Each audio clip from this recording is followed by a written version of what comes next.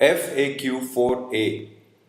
How do I give performance feedback to a person with disability? Shanti Raghavan, founder Enable India, in conversation with Sanjeev Sukumaran, head of talent acquisition in an MNC. I think it's common across, right? What we need to be cognizant of is that no organization recruits people who have no talent, Yeah, right? actually. We all make a conscious decision to take in the best of the individuals that Yeah. are available in the market, irrespective of the disability or Correct. the ability. Once these individuals come in, there are a multitude of reasons why there is a performance issue. Yeah. One could be because of the capability mismatch. You have recruited an individual Yeah. who does not probably fit the role that you recruited for. And that's an issue with the recruitment cycle rather than the individual. Totally, Right? So we should deal with the problem rather than the person over here. Right? And the next most important thing is the enablement of the individual. Have you got a process or a procedure in place that would help these individuals adapt to the current requirements? Yeah, And yeah. if there is a mismatch in this, we often find that the delta becomes huge.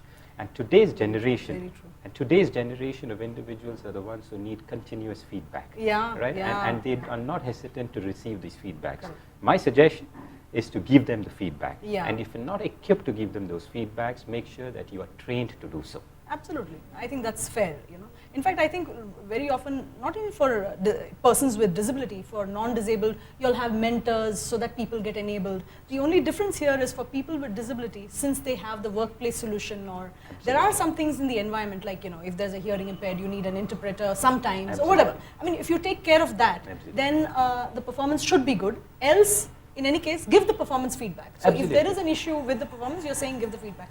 But still there's that hesitation. How can I tell he's a person with disability, he or she will feel bad, he already has a challenge. These are the kind of...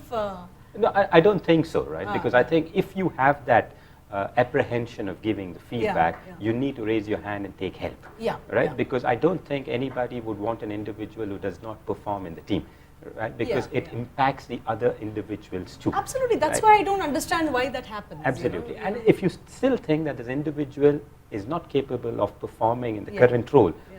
go out, reach out to the wider organization and see what these skill sets or where these skill sets would be matched. Sure. And try to fit in this individual into this organization, because as an organization, we invest a lot of time, energy into recruitment, into employment training, etc. So once that's done, it is important and imperative that we find roles that match their skill sets. Correct. Right? And most of the organizations like ours do have internal training programs too. Yeah, Right? yeah. And I think we are slowly trying to equip these training programs to enable Yeah. right, people with disabilities to also learn. So we do have e-learning programs, but if we have a visually impaired person, Yeah, so yeah. how does 37,000 e-learning programs help that individual? Yeah. It doesn't. Yeah. Right? So what are we doing to help enable these individuals is a question that we need Correct, to ask. correct. And it's not a one-off process, but it's something that needs to be continuously looked at. And at the end of the day, I don't see how a person is going to improve unless you give them feedback. Absolutely. Right? So they'll have to take the plunge and give the feedback. Absolutely. I think one thing people are forgetting is, if that person has come to your door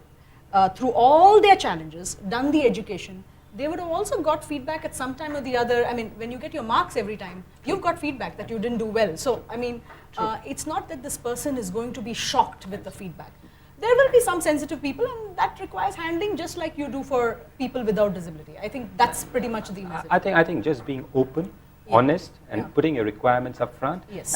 and providing that individual a comfort zone, trying to enable that individual or trying to tell that individual that we are here to help you, Yeah. to assist you. And to improve, that's all. Absolutely, Yeah. right? Because as a team, we want to be successful, Correct. right? It is not about pinpointing an issue with an individual. It is all about letting that individual know that there are certain skills that Yeah. you may want to improve on, and these are the assistance that we can provide. And once that's done, I think it's a mutual benefit. So I think only 2-3 things: be open, and have that space, or that where there's a comfort Absolutely. feeling, and then the person just gives the honest, direct feedback. I think And as supervisors, I have had these issues too, to Yeah, give feedbacks, right?